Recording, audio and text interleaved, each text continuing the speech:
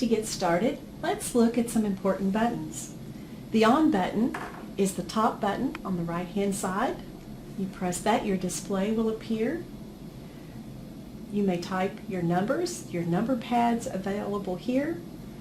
If I make a mistake and I wish to clear the display, I have an AC All Clear button. If I type a big number and realize only one number is incorrect, I have a Delete button. It will just erase one number for me. At the bottom on the right is my equal sign. I'm going to use it every time I type in an operation.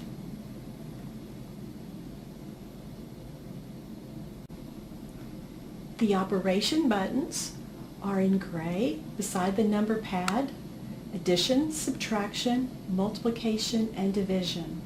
So 4 plus 5, and then my equal, my answer displays. Some other helpful keys. The negative key. Suppose I need to add -6 plus 5. And now I can see that my answer is negative. The negative sign also appears in the display.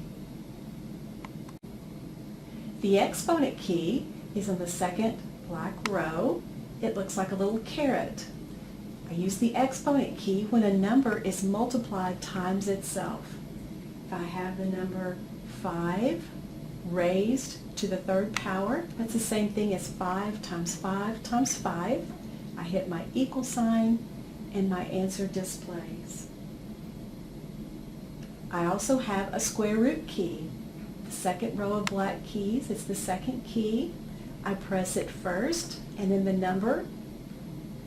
If I want to take the square root of 16, or I want to find a number multiplied times itself that gives me 16, now all I have to do is press equal and I have my answer. The last key we're going to look at here is the shift key.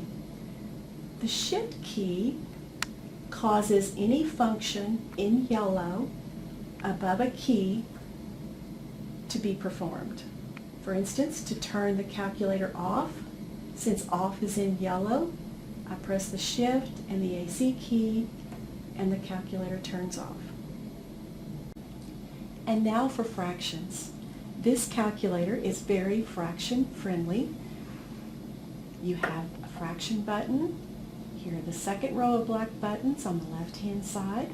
If I need to type in the number 1/2, I would just type 1 fraction 2. Now suppose I want to add that to 5/6. Do plus 5 fraction 6. Now when I hit equal in my display, my answer is 1 1/3.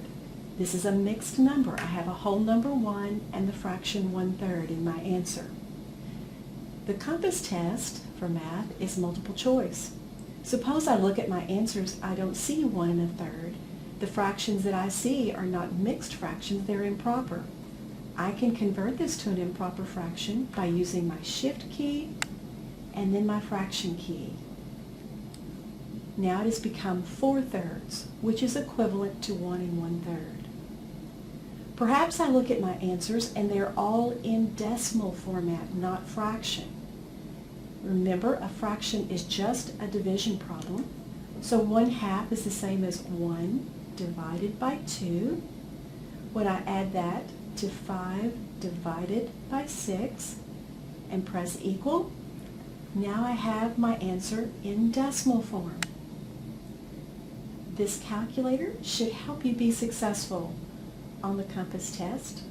It has all the functions that you're going to require. So I wish you good luck.